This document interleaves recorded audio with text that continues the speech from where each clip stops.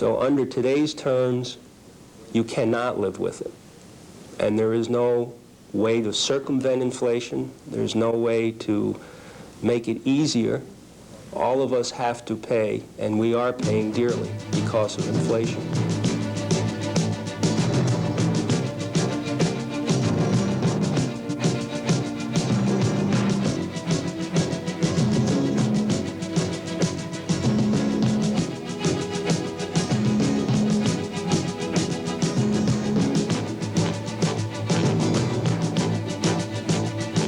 I'm Fran Lucca. On Channel 17 Reports this week, we'll examine the economic stability of the greater Buffalo area. And we'll explore such emotional issues as unemployment, rising food prices, mortgages, and interest rates, and find out how those caught up in the monetary squeeze are coping with the financial crisis. Just how bad off are we economically in the greater Buffalo area? A difficult question to answer with any broad-based comment. It has to be broken down, in my judgment, into its component parts. Let me give you an example. The automobile industry certainly is hurting Buffalo right now. The extent to which it's hurting Buffalo has to be compared with those other cities that are also related very intensively to the automobile industry as we are. Ford Motor Company, according to public announcements, have completely and forever closed their assembly lines in Rahway, New Jersey, and in Los Angeles, California. In the Buffalo area, while there are people, a substantial number of people on layoff and furlough, we have not had any permanent closings. I hope this means that as the automobile industry rebounds, and it certainly will, that these workers will be employed at those levels or perhaps even higher levels in the future. General Motors. A great deal of speculation going on right now about a vast amount of capital investment, new capital investment, in their Western New York and Buffalo facilities with new engine lines. That could mean that after we get out of this recession, even more people would be employed by General Motors in the Buffalo area, and I find that very exciting. With the steel mills, as an example, we have not been hurt at all with steel layoffs at this point, when we were, for the most part, clobbered in the last recession. Steel is holding up surprisingly well, and we're very, very happy with that situation. What is the current unemployment rate in the greater Buffalo area? The most recent available data is for February, and we recorded a 9.7% unemployment rate, which is down from the January level of 10.7. The 10.7 rate that we had in January was about the highest rate we had in about 33 months. In fact, it was the first double-digit unemployment rate we had in 33 months. It was rather high, and the February number is still pretty high, 9.7%. How many people do you figure that would involve, roughly? Oh, that would represent something around, about 52,000 persons unemployed. Why have we lost so many industries over the past few years? While it is true that Buffalo lost at least its share, and some people say more than its share of industry over the past 20 years, we like to think that we have at least stopped the bleeding in that respect. A major company has not left Buffalo for nearly 2 years now, and during that same period of time, over 40 new companies, admittedly rather small and medium-sized companies, have located new facilities on the Niagara frontier, and we see an acceleration of that in the future. Where is the unemployment coming from? Well, right now it's a combination of two things.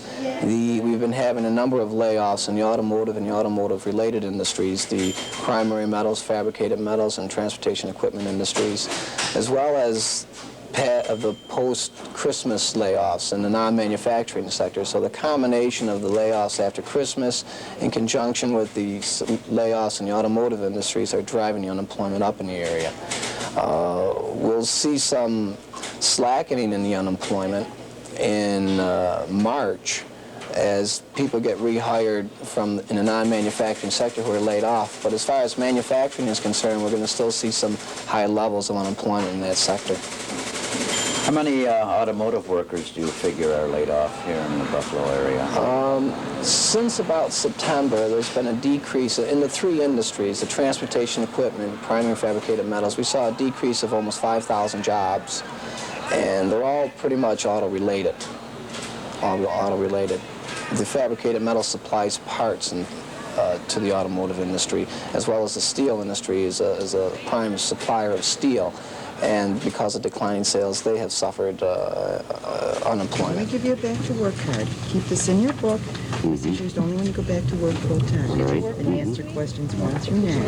Okay? All right. Keep it in here until they have time, and you have 4 weeks to mail everything to us.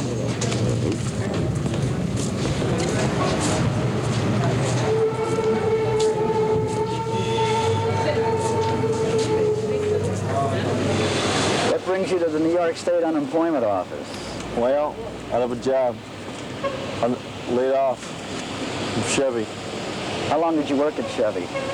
I was there for about 11 months. This on River Road? Yeah, motor plant. And how long have you been laid off now? Since the end of January.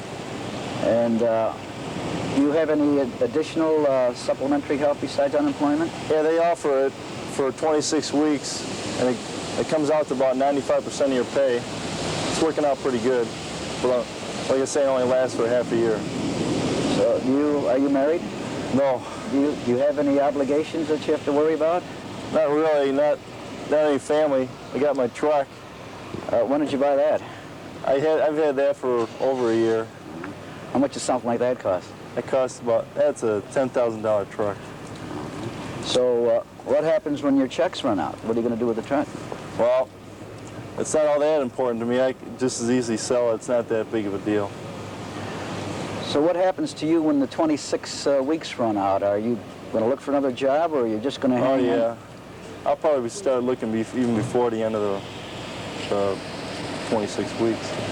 Are you going to be able to make it all right? Yeah, I think so. How long have you been on unemployment?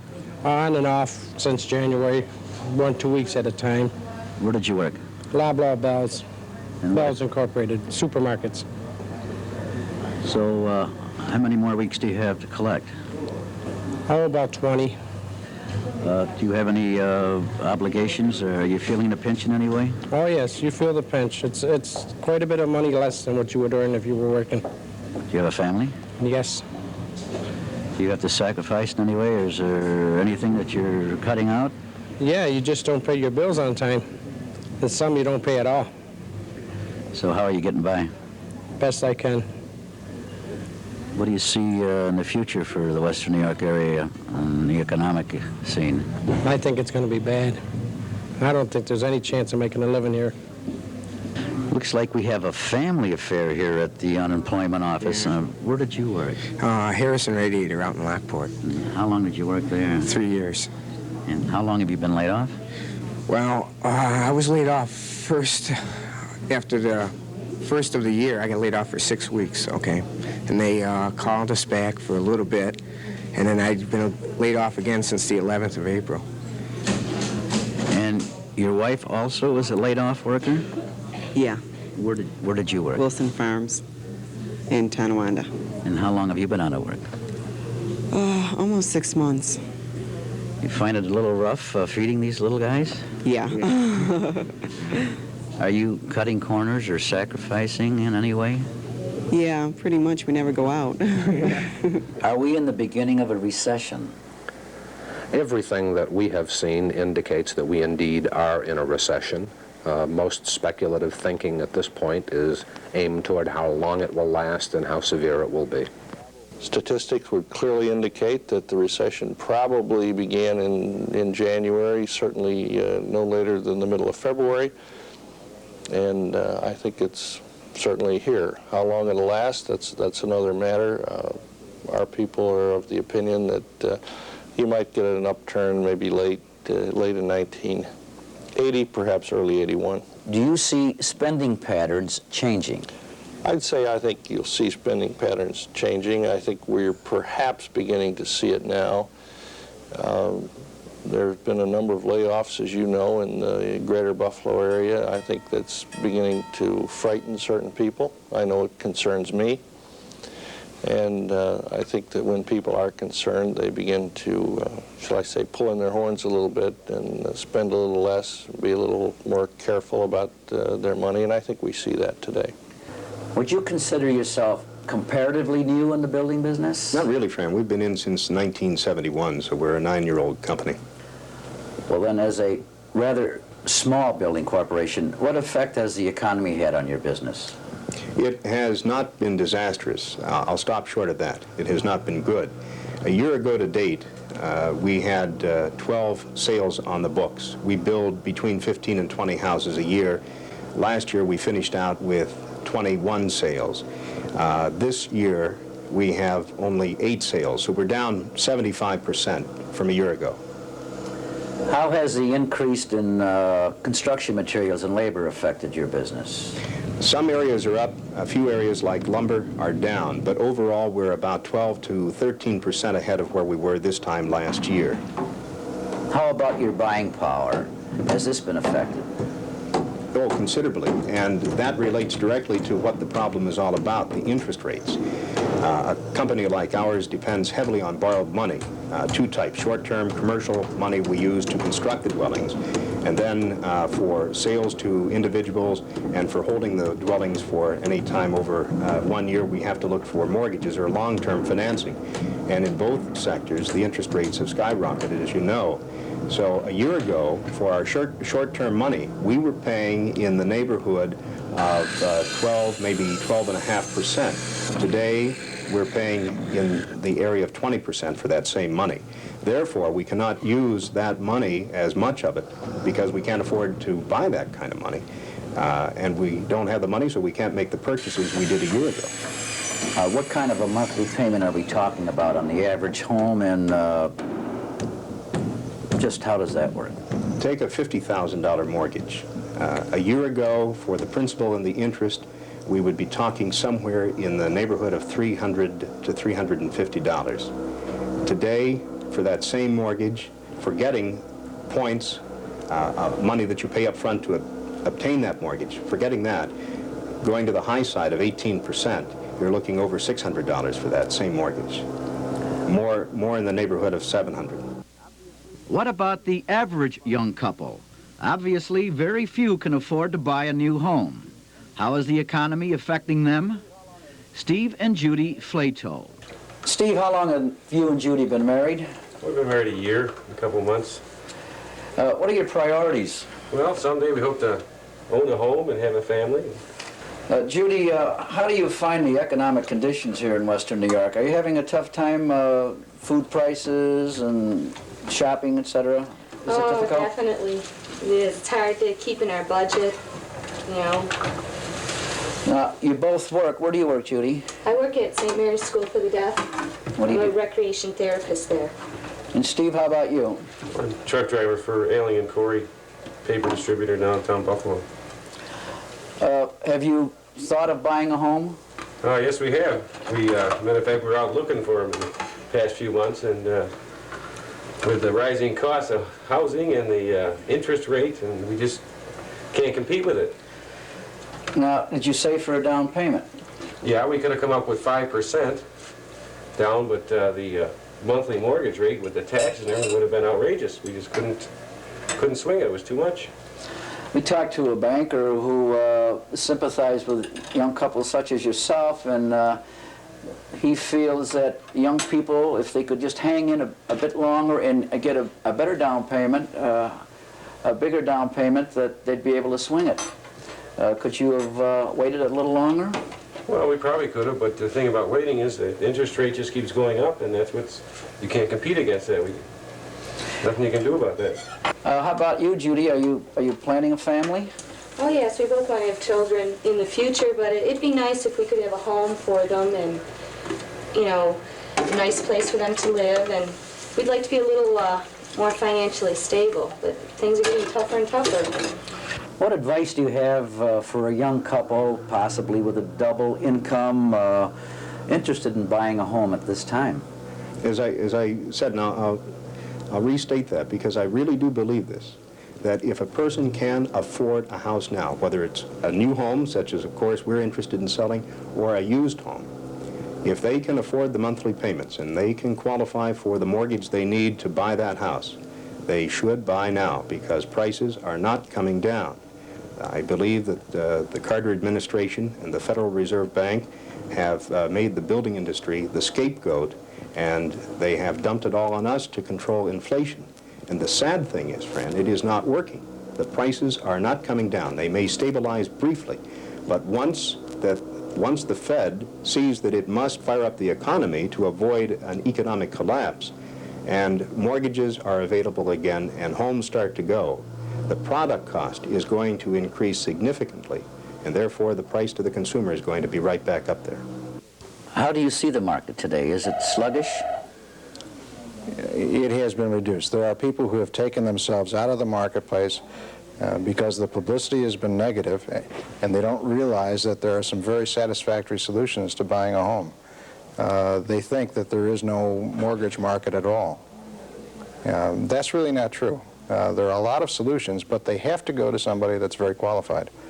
Wouldn't an average family more or less become strapped with a high payment and face refinancing in years to come if you're trying to buy a house today? I would say, Frank, that's true, or Fran, that's true. If you bought a house today and assuming rates did not come down in the future, you would be stuck, if you will, with the current level of payments for the life of the loan. In practice, however, I think you could probably count on at some time in the future the rate being lower, and also I would think you could plan on an ability to refinance at a lower rate. You have to remember that when you have a mortgage, you make, from each payment is a certain amount of principal and a certain amount of interest. The price of the property goes higher over time through inflation and whatnot. And as a result, the property that you buy today with 10% down, you find that in 5 years perhaps can be refinanced, and your equity in that property may be 20% or maybe 25%. Is mortgage money available? Yes, it is. But it's expensive, but it's coming down. What kind of a down payment would we need on a home today? Well, there are some programs, if you're a veteran, 0 down payment. If you're not a veteran, as little as 3%, up to a third down, 50% down. There are a great many mortgage programs available, and more so, there's some very innovative things happening at the banking level. So much for trying to keep a roof over our heads. Lots of folks are having problems just trying to keep food on the table. Food prices have risen 9.8% in western New York in the last year. How big a family are you feeding here? 5. 5. What do you figure you spend a week on groceries? Oh, anywhere between $80 and $100. What was it last year at this time, do you know, roughly? It was less, I know that. Feeding 5. How do you cut corners? How do you manage? How do you cut corners? Well, you shop the ads in the newspapers, clip coupons out of magazines where before I might have thrown them out, and are a little more careful with leftovers. How many people do you shop for? Just for one. Just myself. What do you spend a week on food? Well, twice as much that I used to before. Just for myself, too. I have to come here and buy day-old stuff right here. It's right here, chopped down. Any other way of cutting corners? Coupons, come early and get the cheap stuff. You know, that's about the only way. President Carter's efforts to help control inflation include the much-publicized war on credit. What do the federal guidelines cover? Carl Usach of the M&T Bank. Without getting into the specific types of credit, the guidelines control what we call unsecured type credit. They do not really deal with secured type credit. Now, by unsecured credit, one form of unsecured credit that most of us are aware of are the so-called open-end type credits. Credit card, if you will, is an unsecured type of credit. Credit that is secured in the form of, let's say, home improvement loans, auto loans, mortgages, loans of that nature do not fall under the guidelines. Loans that are unsecured, again, credit card loans, loans for, if you will, vacations, possibly consolidation, if one has to consolidate, that are unsecured, even taxes. These are called unsecured loans, and they are under the guidelines. What has your bank done to alter its credit policies? Well, M&T has taken what we think are the necessary steps to adhere to the guidelines. We are not, unlike, again, most of the financial institutions, when it comes to adhering to the guidelines, which I might add is a voluntary program. Our position on the credit card side has been to curtail to the extent of reducing the lines of credit for new applicants to a maximum of $1,000. On existing lines of credit, we are honoring only the existing outstandings. We are not increasing any additional outstandings. By that I mean if you have a commitment from us at this point in time for $1,000, as an example, $1,000 line of credit, we will honor that. However, if you're looking to increase that to, let's say, $1,500, additional $500, we will not honor that request. We'll honor the original request as of the $1,000. I might add that this is all effective as of March 14, which is at the time which this act became effective. Could you explain the prime rate to us and how it's passed down to the average consumer? The prime rate is the rate at which banks lend to their best customers. For example, a large commercial bank might lend to General Motors if General Motors were borrowing money at approximately prime. The rates that lesser entities would pay to borrow money, of course, is prime plus 1, 2, in some cases 3%. And on that basis, when prime is 20, there are a number of small businessmen who would have to pay 22 and 23% to borrow money. And as you well know, you can't stay in business very long under those circumstances. And true to form, when prime did get to that level, demands for loans significantly decreased, which is what has brought about the recent lowering of prime. Do you see spending patterns changing? I see the spending patterns change when you have, again, these peaks. And if, in fact, these peaks in rates and, again, the economic climate continues as we have had it right now with all-time inflation, yes, those patterns will change. But one has to assume that if the patterns, again, come back down to some norm, whatever that might mean, that the patterns that we're most familiar with and obviously most comfortable with will come back into place. The cost of transportation is continually on the rise. Gas prices have skyrocketed. And everyone knows by now that buying a new car can really put a pinch in your pocketbook.